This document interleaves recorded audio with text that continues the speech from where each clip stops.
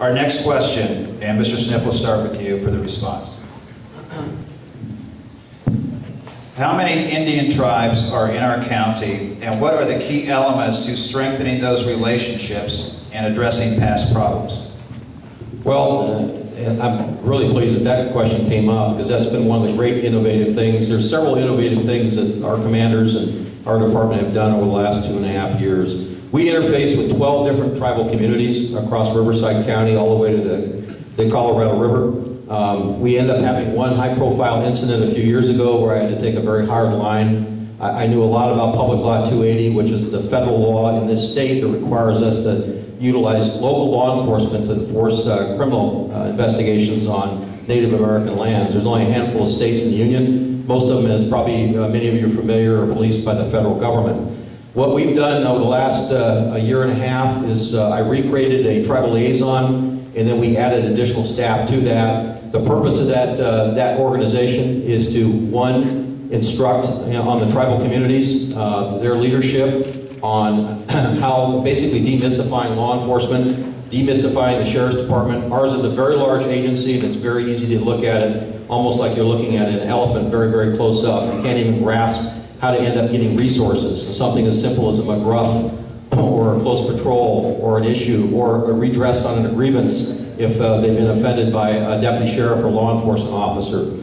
And for those purposes, I needed to end up sending an ability to end up having them partner with us, just like we do in everything else that we do in community-oriented policing, understand how to use us, and together as partners we can do great things. But the really important aspect of that tribal liaison unit that's been in place now is that they're also training our staff in cultural sensitivity issues and the uniqueness of each of those tribal communities. That has made a tremendous impact in all those tribal communities. It's created great winning partnerships that are actively now also pursuing additional contracts for law enforcement services with the Sheriff's Office over and above what they would get out in the county unincorporated area. So that has been one of the great successes over the last 2.5 years, and we're very, very proud of that effort, and we've trained to probably nearly 70 tribal leaders on what it's like to be a police officer, and created a great win-win. Would you like me to repeat the question? How many Indian tribes are in our county, and what are the key elements to strengthening those relationships and addressing past problems? Well, he's already indicated there's 12 tribes.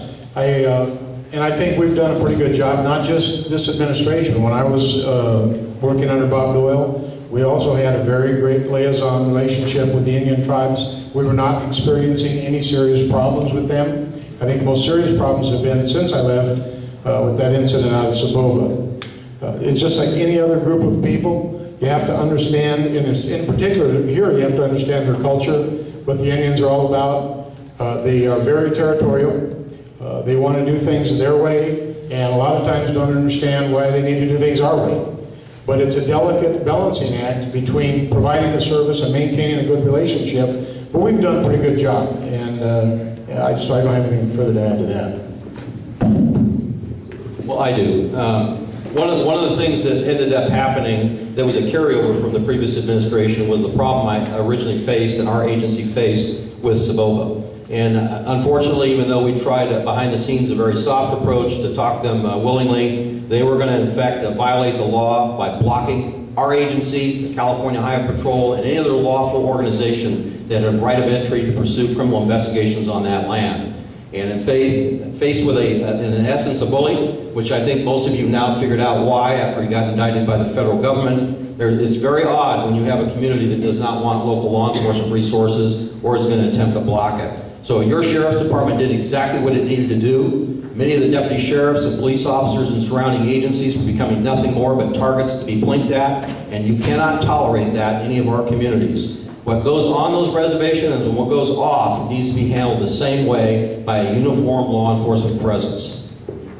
And I don't want anyone to think that I won't enforce the law and be as forceful as I need to be as the sheriff in order to maintain the relationships. But I am saying that it is a delicate balancing act. We need to have more friends than enemies. He's going to make enemies. So that's a delicate area, but I definitely would be very forceful about how we did the job on the reservation. Thank you.